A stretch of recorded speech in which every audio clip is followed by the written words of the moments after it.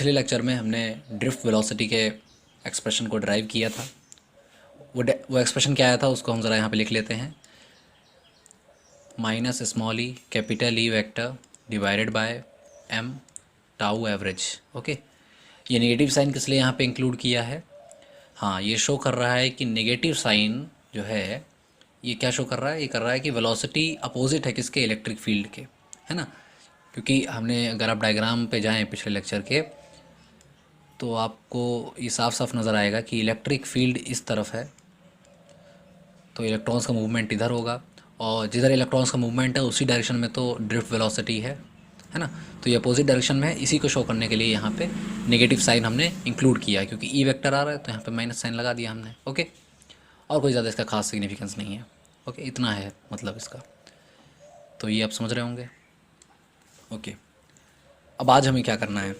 हम्म, आज हम drift velocity और करंट, इन दो टर्म्स के बीच रिलेशन इस्टेब्लिश करेंगे। ओके, संबंध स्थापित करेंगे। तो चलिए निकालते हैं।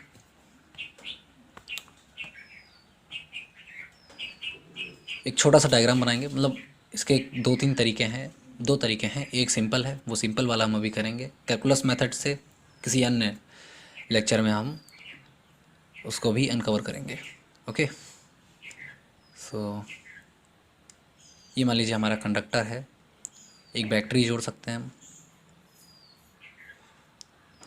ओके, एक बैटरी जोड़ दी, ये प्लस ये माइनस, यहाँ पे प्लस ये माइनस।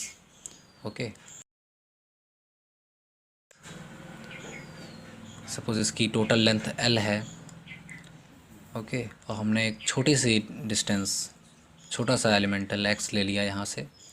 ओके, या L ले लिया, जो भी चाहिए। ये L नहीं, L तो नीचे ले लिया है, तो ये x है। ठीक है, अब शुरू करते हैं हम। इस कंडक्टर का क्रॉस सेक्शनल एरिया A है। थोड़ी सी और इन्फॉर्मेशन ले लीजिए। क्रॉस सेक्शनल एरिया A है। कंसंट्रेशन ऑफ इलेक्ट्रॉन जो है इस कंडक्टर के लिए वो स्मॉल n है। ओके, स्मॉल n क्या है? Total number of electron per unit volume. Okay, ये एक नया टर्म आपको पता चला है कंसंट्रेशन के लिए। और इस छोटी सी जो लेंथ है ना, ये x, ठीक है, इसमें कितने इलेक्ट्रॉन्स होंगे? कितने इलेक्ट्रॉन्स होंगे इसमें?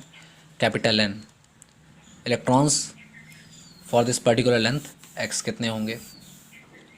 Small n a x। Okay, क्योंकि ये इतने हैं। देखिए, ये वॉल्यूम जो है इस क्रॉस सेक्शनल एरिया में जितना वॉल्यूम कवर किया गया होगा वो ए एक्स से आ गया, और पर यूनिट वॉल्यूम तो टोटल है। अब ये कंसंट्रेशन जो है ये तो कांस्टेंट रहने वाला है ना। ठीक है, तो जब ये कांस्टेंट है तो देखिए N upon A X equals to, ये मान लीजिए एन डैश ले लेते हैं इसको। ठीक है, सो ये तो एन के बराबर होगा, यानी कि कैपिटल एन अपॉन वी के बराबर होगा, एन डैश, है ना। सो यहाँ से आपके पास एन डैश क्या आ जाएगा? N, sorry, small n A X. Okay, चलिए अब इसको इरेज कर देते हैं। ये बात आपको समझ में आनी चाहिए इतनी। ओके, अब आगे चार्ज कितना होगा? हमने नंबर ऑफ इलेक्ट्रॉन्स पता कर लिए, इतनी एक्स लेंथ में कितने हैं, पर चार्ज कितना होगा? और charge Q equals to N E होता है ना। क्वांटाइजेशन ऑफ चार्ज की जो प्रॉपर्टी पढ़ी होगी आपने, वहाँ से आप निकाल सकते हैं। सो यहाँ पे एन ई है, एन की वैल्यू आप निकाल चुके हैं, small n A X E.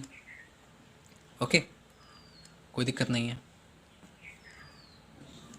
N A X ई इतना ला दिया हमने। अब करंट, देखिए बहुत सिंपल सा डेरिवेशन है, ये बहुत सिंपल सा प्रूफ है।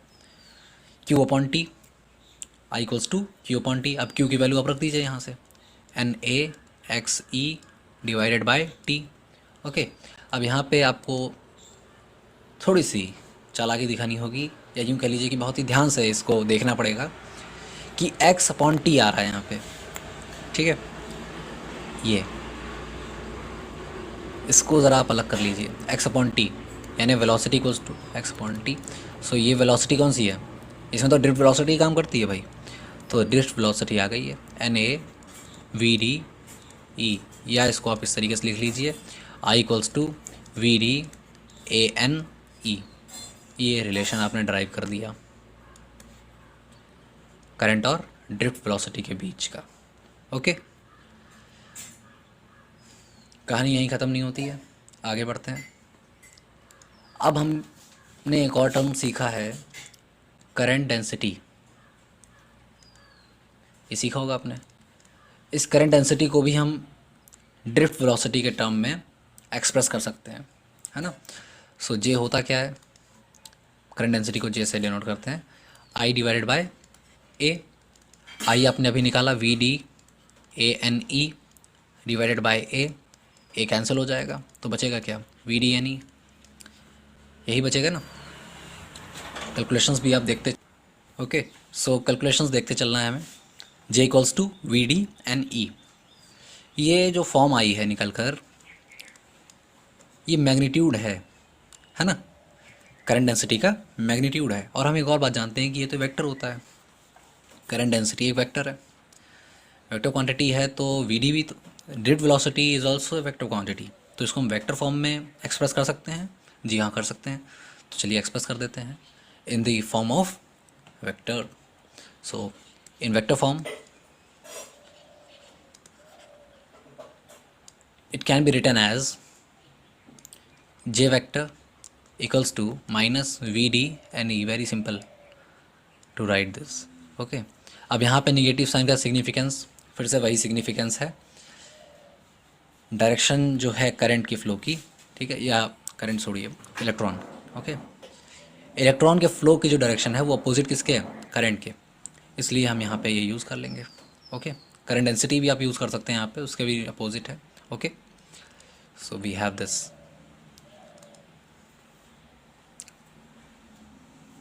तो इतना तो हमने यहाँ पे ये अभी जान लिया।